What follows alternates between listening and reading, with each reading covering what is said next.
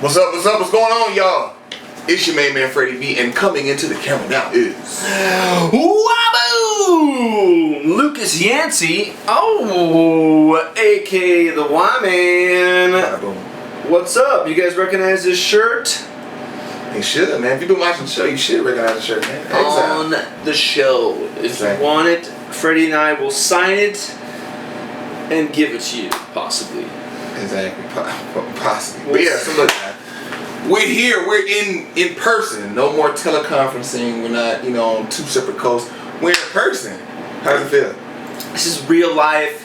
Freddie B and the Y-Man killing it. Behind the scenes, episode 9.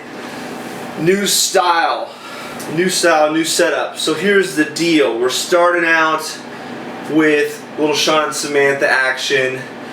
What Sean says: kill yourself. Kill yourself. Hide your kids. Hide your wife. They're raping everybody out here. Something, I don't know. You dirtbag. You called her like 50-11 dirtbags. If you've been watching the show, they use the word dirtbag that he says about 20 times, way out of context. So in Sean's defense, he didn't say dirtbag that many times. I think he said it once, and then they just kind of inserted it. Yeah, because it's funny. I think it's funny. He did say kill yourself. Which I think he already mean it how people say it. How you think. Because I've told people to kill themselves, but not like I literally want you to go murder yourself. I would say just go murder yourself. Right. In general. But it kind of comes off wrong. Maybe you shouldn't say it. I don't know. But man, yeah. In any case, moving on. You and Roxy and I, we have a quick talk. You spitting some game. Spitting the game, kind of trying to get the flames down from last night. She apologizes to me, which is good, and we kind of have a quick talk. And I thought that was fair. And again, Roxy and I are cool, and I got a little heated last time, so I want to apologize. Is everybody taking crazy pills? Which they were. Here's Johnny. But literally, I was being attacked. Lost it. I have lost my mind. I think we all had our moments of this island is getting to us. Yeah. Oh my God. But this episode, you guys see, we're all doing summer school. It gives us our last hurrah, last individual therapy session. Right. And he calls me in first. Yeah. Freddie goes in first. Yeah. I go in there and then he says, I can't talk for the rest of the day. I thought it was funny. He gives me a dry erase board and I'm out there and I'm walking around. As soon as I walk out the door and get into the yard, everybody has a shot to throw at me because it's like I can't just immediately return fire. Right. And one thing you don't see behind the scenes is, Freddie and I, we basically put on a full show, full charades, making fun of different people on the show or whatever. They don't show any of that. Making fun of Carmen, John. Again, they don't show 85% of Carmen had a lot of trouble with her earpiece. Yeah. She had an earpiece. She had a lot of trouble with that. Earpiece issues with Carmen. Dr. Ish was better with his. But in any case, it was, they didn't show a lot of the comedy that, that Freddie and I encompass. Gave away for free. Yeah. House gave away for free. It was one joke. I had this dry erase board. One joke. Because I've been joking with people all day. But it was one joke. Drea said, hey, Fred, you've been joking and talking about people all day. And since we've been in the house, why don't you go around and give everyone a compliment? Say something nice about that person. So I wanted to take it serious and actually, do it. So John happened to be nearby. She said, start with John. So I turned to John, started writing on my board. You think it's a compliment? No, you'd be wrong. What I said was, his head was so sharp that he could headbutt a roach in the corner. That's what I said about John. And, everybody got there, chuckled and laughed. Then I started with the compliments. I complimented everybody. And when Dr. Ish comes and gets me, I'm actually right in the middle of giving Brittany a compliment. Yeah. If you pause it, you go back and you pause it, you see me saying Brittany is da da da da da da. That's why that's the main reason people say, oh, because I was in the middle of giving like a whole bunch of compliments. Yeah, go back and pause that, in your free time. But yeah, John is a maniac, but he's a very nice guy. But he was always scheming and trying to figure out, what's next. How is this going to come? What are the producers going to do? Military preparations. And he's just always like kind of this, just like in full flex mode the whole time. So, obviously you saw like he had a full breakdown and he's breaking down walls and we have no idea where this is coming from. We think someone's getting murdered or, but then we go, oh, that's just John, like, He yelled, like, he's just on the other side of the house. So we all are by the pool hanging out. We hear, ah! And then we're just like, right. Everybody stops in the track like, it's a full moon, but we realize, John. Yeah, typical.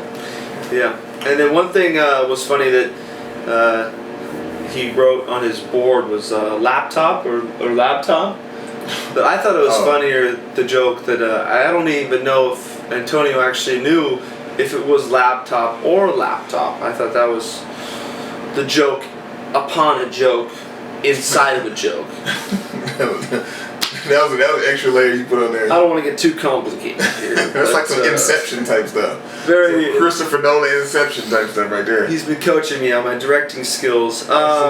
Oh, and also Sean and Samantha, another part, Sean and Samantha is arguing, and Sean tells Samantha, get in the room, so we can effing talk. He's going off, and then they cut to Dre and I.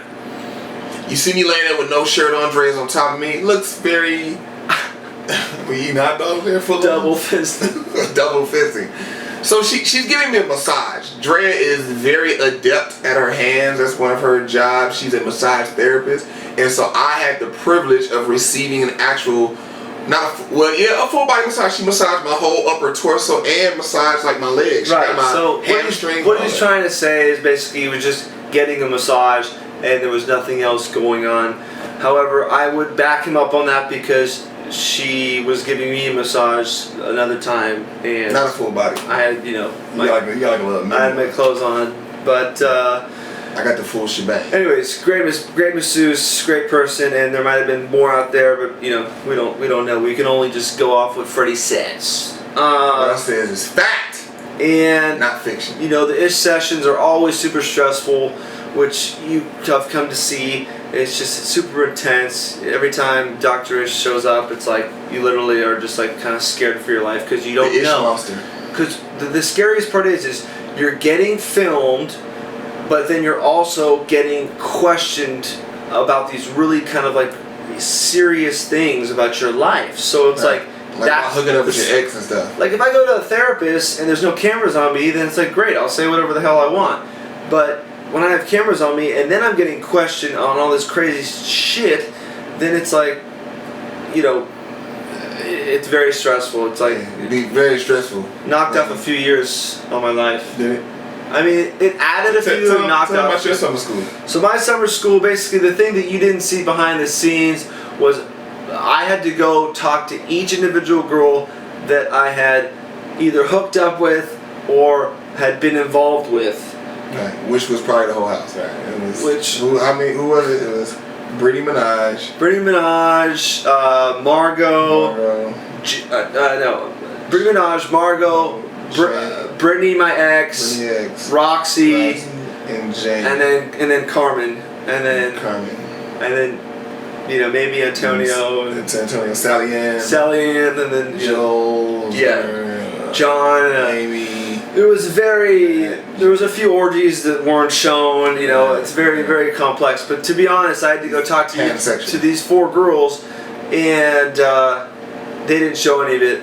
And I had to talk about my feelings and how I felt with them. It was a super intense exercise. I actually had an intense exercise that I had to do. Freddie had an intense exercise that he had to go through.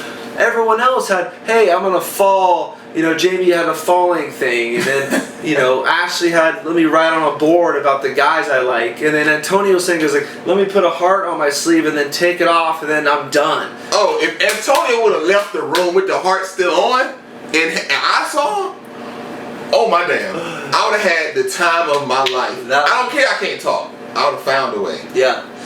That would have been hilarious. I think that would have been a Dr. Ish. That would have been a better treatment if you would have left the Ashley heart on the sleeve. Yes. Rather than just take it off. He sees his daughter, he cries, and then he bounces. Like, I mean, you know, that didn't teach him anything. He should have walked out and kept it on till sundown. Then had to come back and then decide to take it off. Right. That would have been gold. Good. Dr. Ish. Oh, you should have. Dr. Fred and Dr. Y-Man right here, right? Freddie B and the Y-Man know the deal. You should have consulted with us before you did that. Next time, consult with us. We're not playing with you. We're talking to you, producers, as well. Okay. So you talk to all the girls. So I talk to all the girls. I do all that stuff, and then I'm in a scenario where I'm in the kitchen with all 5 girls, and they make a joke, and then John makes a joke about me saying how I'm a 10-year-old, 10-year-old in a 30-year-old body, and big ass kid, right? I'm just like, you know what, John? Well, it seems to be working. So whatever you're doing isn't working. I would take notes. So which girl did you talk to was the roughest? Which one was the most? The roughest and the most difficult was Roxy. That would be the most difficult because we had more of a connection. There was more dates and there was more of a thing going on. And then of course my ex Brittany, which is what you saw, that was tough as well because you know it's very complex. Yeah. It's hard to talk about now. Why are you doing Blake like it? Blake thinks that Brittany is this Rubik's Cube hard to figure out, but you got her on lock. You know, to each their own. I mean, it's a jungle out there. You have to. Love is a battlefield. Survival of the fittest. Pat Benatar said it. Yep. What is it? There's all is fair in love and war. So Blake had to get some shells. I mean, Blake is pretty jacked, but the moral of the story is you don't have to be jacked to get some smack. Alright, ladies and gents, and that basically wraps it up for episode 9. Behind the scenes with the Y-Man, Lucas Yancey, and my boy. Right here, man. Freddie BTV, you know it. And it's wow! And Burger Time Central on my side. And on my side, just follow me on Twitter and Instagram, Freddie BTV, guys. Tractor beam, sucked me right in. Make sure you tune into the show, man. 11:10 Central, 8 on the West Coast, WeTV, Exisle. It's the last episode. It's been a great ride. End it with us, guys. End it with us. Stay with us, man. See you next time.